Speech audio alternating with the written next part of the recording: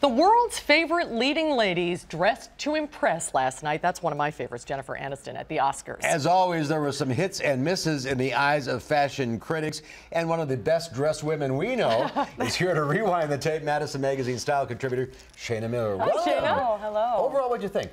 I thought people kind of played it safe this year, but I do think there was a lot of glamour involved, and that actually made it a little difficult to find worst dress, like we were discussing. So, well, let's talk about some of the best dressed first, and let's go through some of the ones you thought were the most beautiful. Well, Jennifer Garner wore this beautiful raspberry Gucci column with a ruffled detail in the back. I thought the color was amazing. I'm just a color girl, so I just thought she nailed it. I really do. Yeah, it really went well with her skin and her hair. It did, yeah. And Naomi Watts, the Armani Privé. Oh, that's a beautiful dress. I just thought the sculptural detail on the top really kind of, you know, a lot of people wear sequin, but this was a different way to do sequin with that cutout, which Armani is kind of known for. And another beautiful color, too. Yes. I love the color. How about Charlize Theron? Oh, so she's a former model, so she can kind of wear anything and still look gorgeous, but the peplum detail, which is really in right now, white, we were seeing so much white this year, but this is such a simple streamlined look, and she nailed it. I loved it on her. Would that look good on anybody else but her? Good question. That's what I was saying, that she can really pull off the minimalist look, which that's why I loved it on her. All right, next we have what? Amy Adams. Amy Adams, and she wore Dior Haute Couture, and look at this. This is Hollywood glamour right here. I mean, what girl would not want to wear that dress? So I just thought the corset was just fit her like to a T, and that skirt detail, which we've seen before, like Penelope Cruz a couple years ago wore a dress very similar, and I just think can't go wrong with that beautiful Hollywood look. Well, here was the Best Actress winner, Jennifer Lawrence. Actually, this is not what she wore last night, though, was it? It's not. I do think she looked beautiful when she wore this. Jennifer Lawrence actually wore Dior Haute Couture this year, but, you know, she won Best Actress this year, so congratulations to her. She must have changed.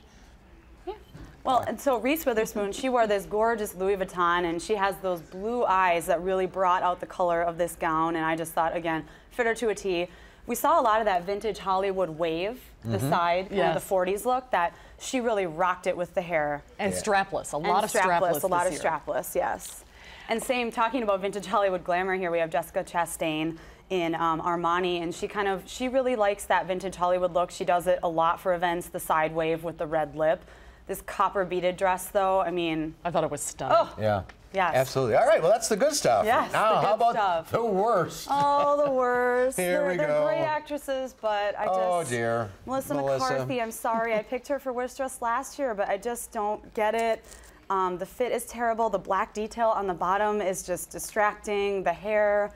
I don't know. I just think she needs to try again. Well, she's a comedian. Maybe she's going for the joke factor. I don't know. No, I doubt it. I doubt it. Her skin tone. Yeah, not good. Now here is Jackie Weaver, who was in Silver Linings Playbook. Yep, and I kind of thought she was a little 80s this year, so I wasn't a huge fan of it, but she was excellent in the movie, so at least she has that going for her. She play the mother? Yeah, she did. Okay. Yes, yeah. Well, I was just going to say, she's, you know, an older actress, so don't you have to sort of be a little bit more conservative or careful? Yeah, I do, but a lot of times you'll see older actresses, sometimes they'll wear a short sleeve or a long sleeve look, but there are so ways to make it youthful and either sex it up with the hair or makeup look, and I just don't know if she nailed it. We're not done with the worst yet, are we? No, here we go. Oh, okay, so she's not really a Hollywood movie star, but Brandi Glanville, who's Real Housewives of Beverly Hills. I mean, I don't even know if I have to say why that's a worst dress. I mean, just look at it. The fit is a little interesting on that. You kind of want to yank it off a little bit.